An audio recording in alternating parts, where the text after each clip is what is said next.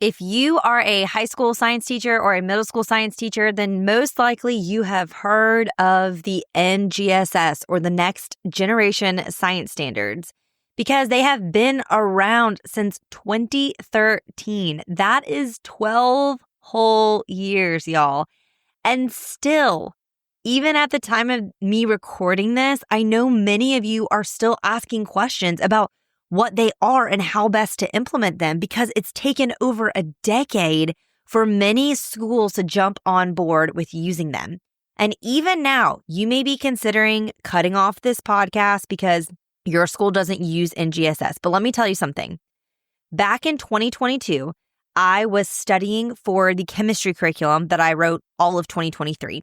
And in my studying and research process, I read every state's standards. Okay, now, of course, some districts, some schools just go completely rogue.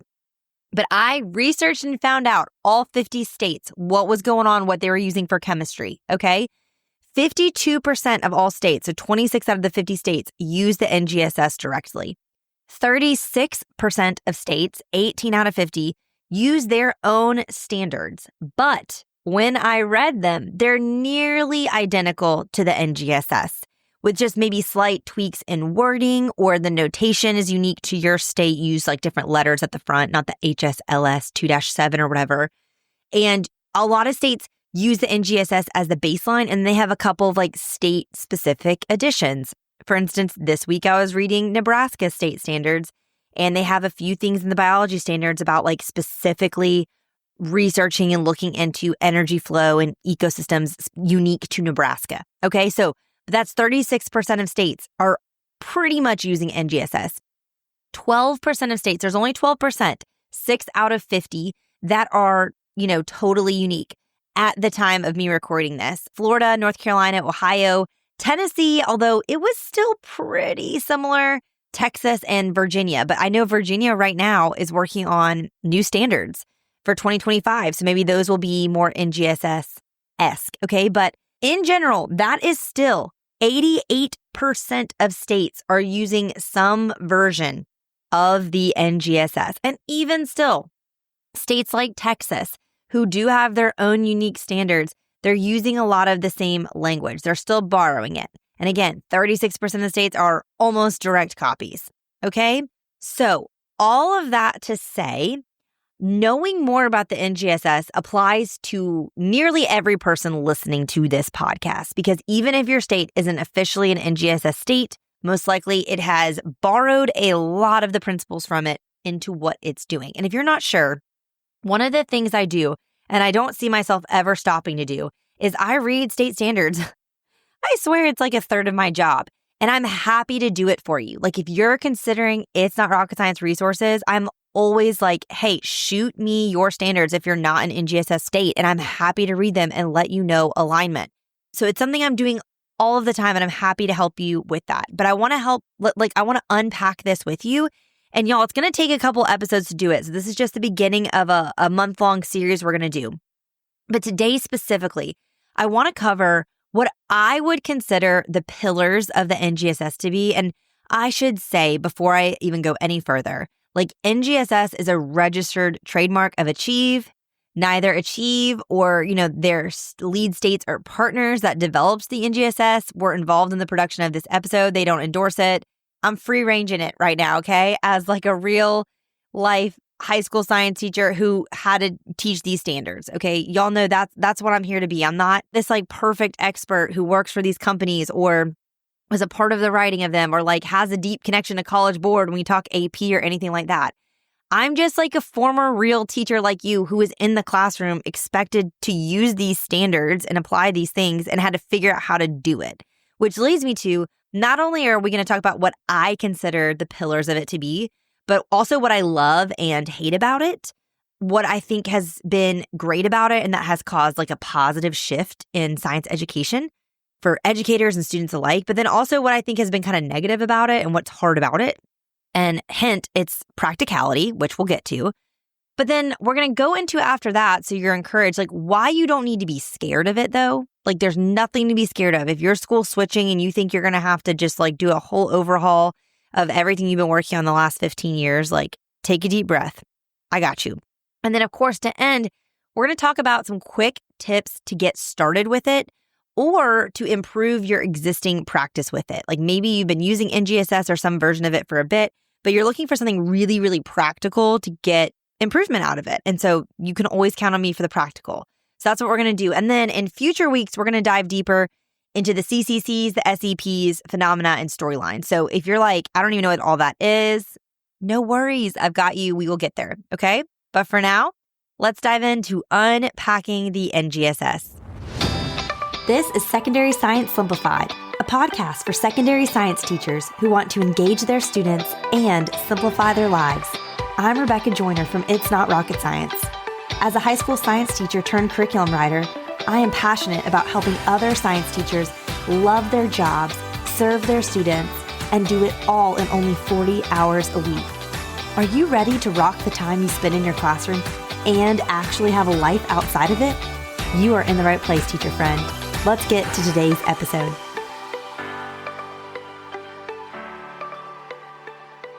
First and foremost, what do I believe are kind of the pillars of the NGSS? Like if I was going to explain this to someone like my husband who only took the bare minimum, I think one required science class in college, like science is not his forte. He has many gifts. This is not one of them. Here's how I would explain it to him or anyone, okay? Is first the three-dimensional nature of the NGSS. The NGSS really, at its basics, boils down to its 3D nature. Those three dimensions are the DCIs, or the disciplinary core ideas, the SEPs, or the science and engineering practices, and then the CCCs, the cross-cutting concepts. Okay, and then together, they've established these DCIs, SEPs, CCCs, and then they took those and they wrote out actual standards, or of course, because let's make it more complicated, let's give it a new term, performance expectations. I feel like traditional standards like you probably had when you were in high school, or maybe when you were first starting to teach. I know for me, the first school I taught at, I was on like very traditional South Carolina state standards. Now the South Carolina state standards are more reminiscent of the NGSS. But before that, there was a lot of focus on the what to teach, like what is the content. And yes, there were like different levels of Bloom's taxonomy and like words that we were looking into, but it tended to trend more into those lower levels of Bloom's taxonomy, focused on the what. I feel like the DCIs, the disciplinary core ideas, that's kind of the what. The SEPs, the science and engineering practices, are really the skills. So what are we going to need to actually do? Not just what do they need to know, but what do they actually need to be able to do? And then the CCCs are those cross-cutting concepts. These are going to be big themes, big picture ideas. How does this connect to everything you've learned this year, or everything you've learned in science since you started learning science, or everything you're doing, cross-curricularly, like looking at these big concepts and really seeing the big picture. So in the past, where we used to be really focused on content and details and memorization and like looking at things on a really small scale, NGSS kind of blows that up and says, let's look at this bigger, more broadly, but also more holistically, if you will, like looking at not just the what, but the how and the why and what are we going to do, okay? So that's another kind of pillar, I would say. It's a doing more than it is a knowing.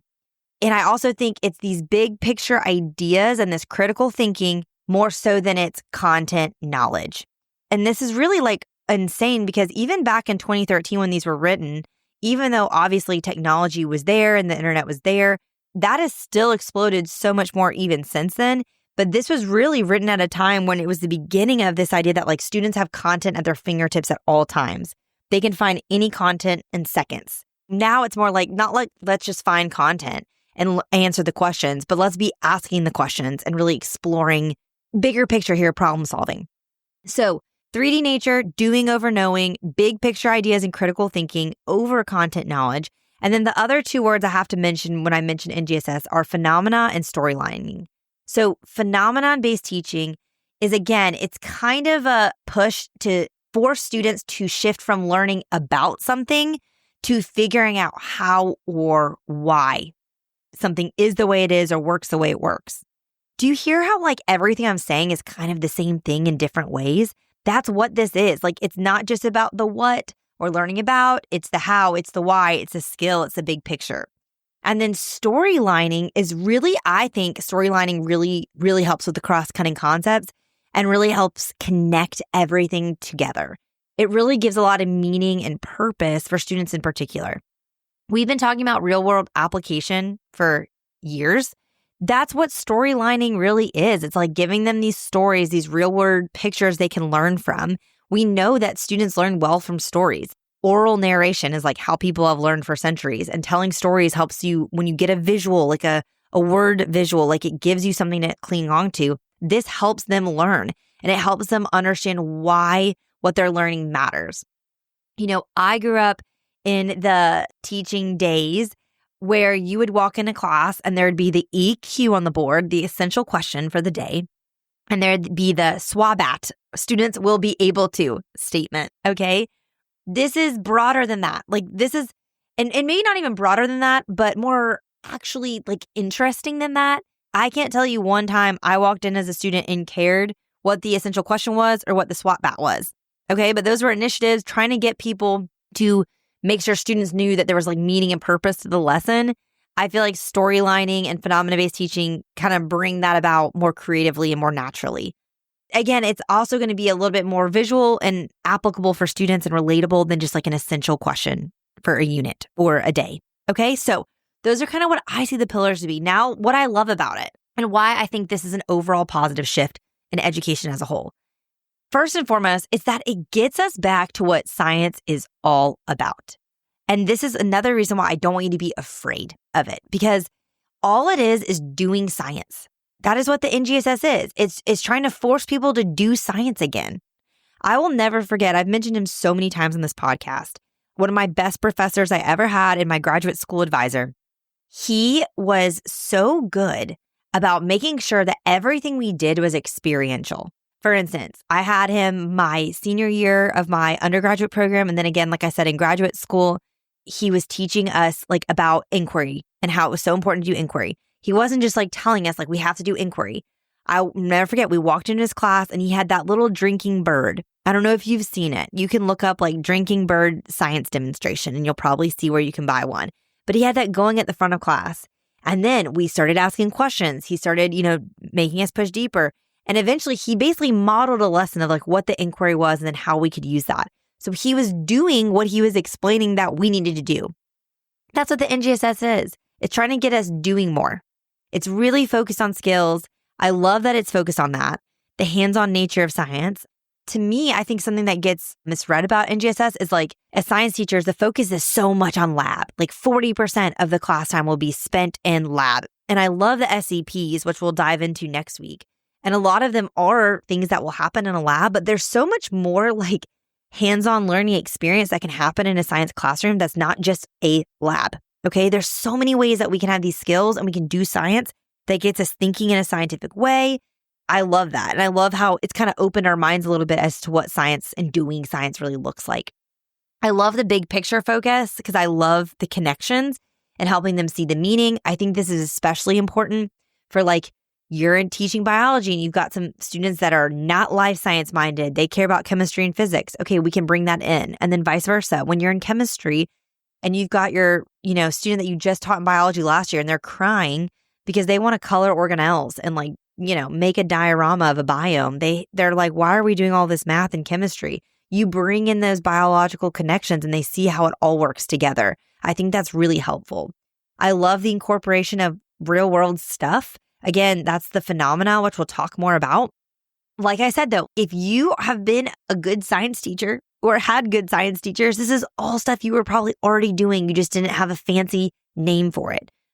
The last thing I'll say about what I love about the NGSS is if I lived in an ideal world with unlimited time and resources, I would be like 100% obsessed. I'd be trying to get sponsored by the NGSS, like give me an affiliate link, that would be where I would live. But it's not an ideal world. It's a real world. So let's talk about the things I don't love and that I think have been maybe a little bit negative in terms of maybe what it's done to science education. The hardest thing is I don't feel like it is written practically. I think educators would really appreciate more specificity in the DCIs portion of the performance expectations. I feel like the SEPs are really clear. I feel like if you do a little bit of researching, the CCCs become clear.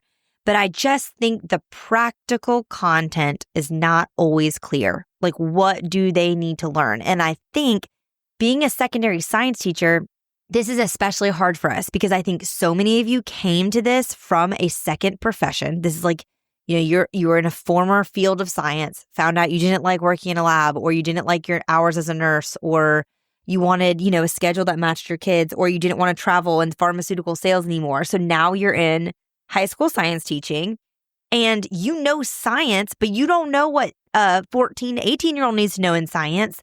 So I think more specificity would really support teachers better. Also, I think, and I want to say this very gently, I think while standardization of anything at all can be a really good thing in terms of it helping with equity and all students being prepared the same amount to the same level so that they're all equally prepared for future opportunities the same. I think that's a beautiful part of standardization. I think standardization can also be crippling for teachers because it does not give us the freedom to use our professional judgment to decide what's best for our students, what we feel like they should learn, or how we feel like we need to differentiate the level for our student population or whatever. So I think that's a tricky thing about it. Also with the standardization is like you standardize the standards, but the resources we have to execute those standards are not the same. And so these standards are a lot harder for teachers who are not in a lab space, who don't have any equipment, who don't have any resources, who have 5 different preps and only one 45-minute planning period a day. Like, there's a lot more work on the teacher to execute these standards than like maybe more traditional standards. The other thing I think that is tricky about it is while we make shifts in K through 12, that doesn't mean those shifts are happening in higher education. And so I think a lot of secondary science teachers are having to balance both. So that's a lot. Like, I know so many people I see in these Facebook groups, especially like the National Biology Teachers Facebook group or whatever, like, yeah, we're trying to do all this stuff so that we're covering the standards, but we're also trying to prepare them for AP Bio, which even that is changing, but it's slow progress. And then I love when adjunct professors and stuff chime in these groups about what's going on at the college level. And you see that like Bio 101 is still taught in lecture halls with 400 students in a lot of schools. And it's a lot of sit and get situation. And so I just think that's really hard because we're trying to do what's best for our students while also doing what our job requires of us. And so that puts a lot on teachers. The other thing I think too about the NGSS, which I think can be funky, is it's very idealistic. And I think a lot of schools trying to do that 3-course model of the NGSS where the standards are integrated. So if you teach an integrated course, that's who I'm talking to. I think that's hard. I think the 4-course model is a lot easier to execute. I think it's a big move for their brains to go from the way they've kind of always learned to this. And I also think it's harder to get into specialized content if you don't have the time, and even specialized skills because you're having to bring in all this other stuff that quote unquote feels off topic, even though it's not. Like, I know it's not. I know it's all connected. But I think that's one of the things that's fun about a high school science teacher is like, I like to teach the content I like to teach. It's one reason why I never was middle school science, because oftentimes those courses, middle school science courses, are more integrated. Again, that's just a personal preference. Please don't come and fight me about how much better integrated sequences are. So all that to say, I think it's a little idealistic and I wish it was a little bit more practical and there was more support to it. That's one thing I've always respected about College Board and the stuff they do for AP teachers is like, yeah, they make a lot of changes or they switch things up, but I do feel like they provide a lot of support too because they want teacher students to be successful, which I appreciate that. So all of that to say, let's wrap up this episode with some encouragement and some practical tips. So first, an encouragement. Why you don't need to be scared of the NGSS, okay? Literally everything we're going to be talking about related to the NGSS is core to what science has always been about.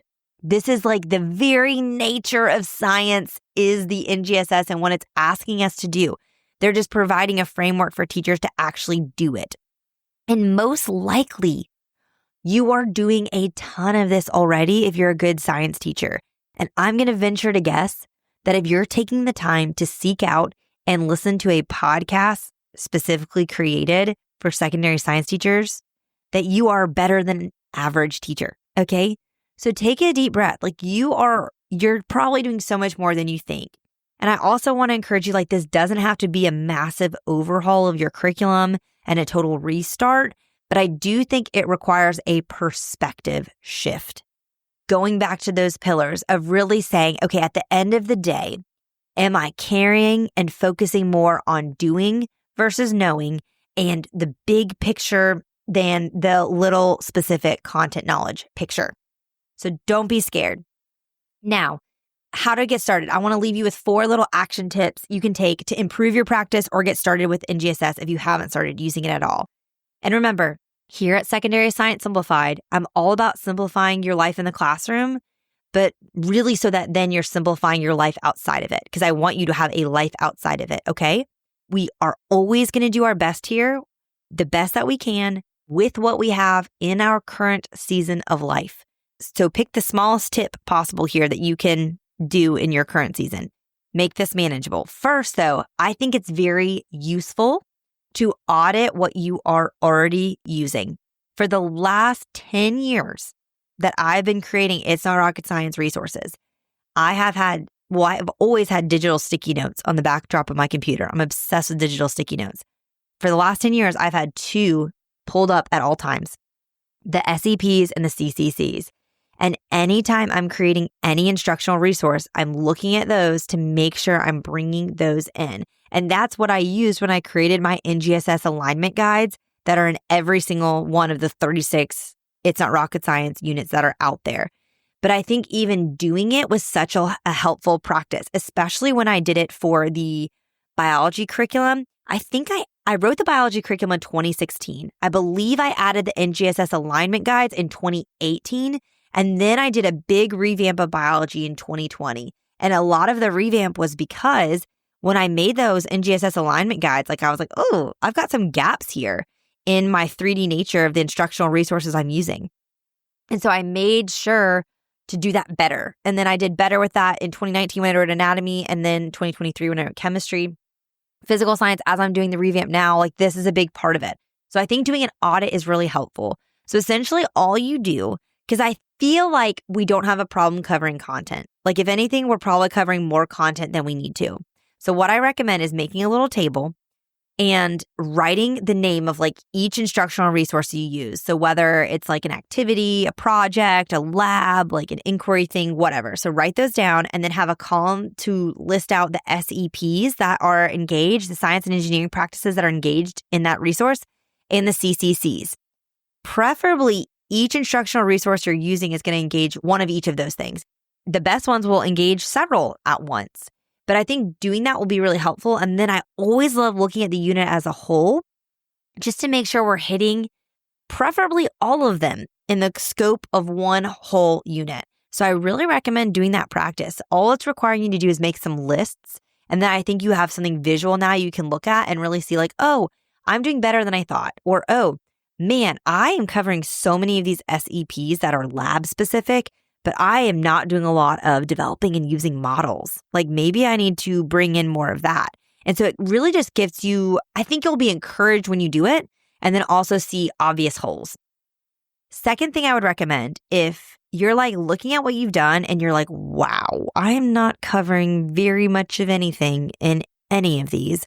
One thing I've seen some other teacher friends do successfully is say, okay, I'm going to kind of pick an SEP to really focus on this year. And I'm going to really focus on that idea of developing and using models and try to integrate that into every unit I have. And then next year, I'm going to really focus on the engaging an argument for evidence SEP. And you can do this with a CCC too, but like really picking one thing and focusing on it. Or you can assign one per unit if you want to do that. But I think just picking one and really focusing, and then over time, you'll start acquiring those a little better.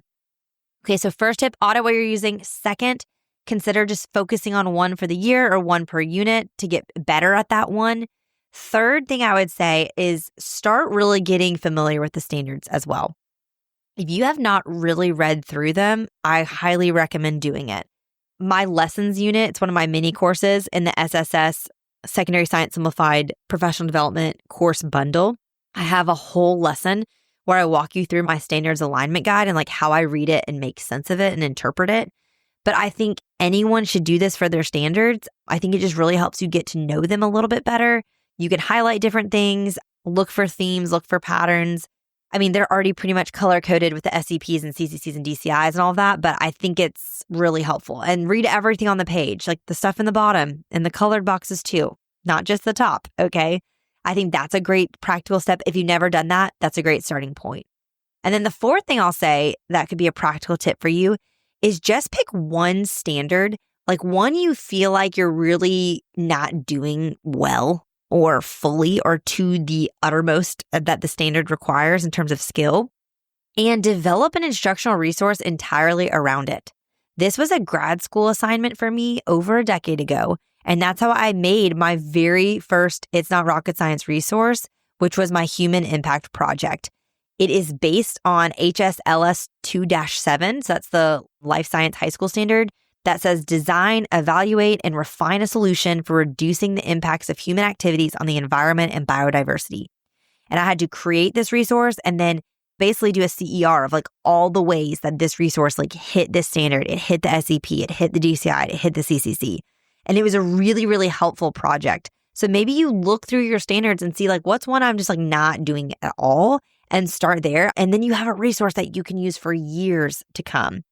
So those are my action items for you that I think would be helpful. Again, you might be thinking like, all you told me to do is read the standards or try better with SCPs and CCCs.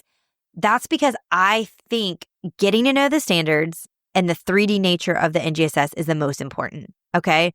That's why we're going to talk about this first. Next week, we're going to dive more into SCPs and CCCs to continue this 3D conversation. Then in the subsequent weeks, we'll talk about phenomena, we'll talk about storyline, but I feel like those are things that not should come later because people will fight me on that because they are important. But I think the most important thing is the 3D nature of NGSS. So I think starting there helps to decrease overwhelm. So that's what I would recommend doing. And if you want to check out those resources or that mini course I mentioned, they'll be in the show notes, always linked there, which you can find at itsnarocketscienceclassroom.com/episode 177. And I would love it if you haven't already, leave a review, 5 stars, please. Oh, it means so much. And especially if you teach in an NGSS school and you're excited about this series, I would love to hear from you. All right, teacher friends, that wraps up today's episode. If you're looking for an easy way to start simplifying your life as a secondary science teacher, head to itsnotrocketscienceclassroom.com/challenge to grab your classroom reset challenge. And guess what? It's totally free. Thanks so much for tuning in, and I'll see you here next week. Until then, I'll be rooting for you, teacher friend.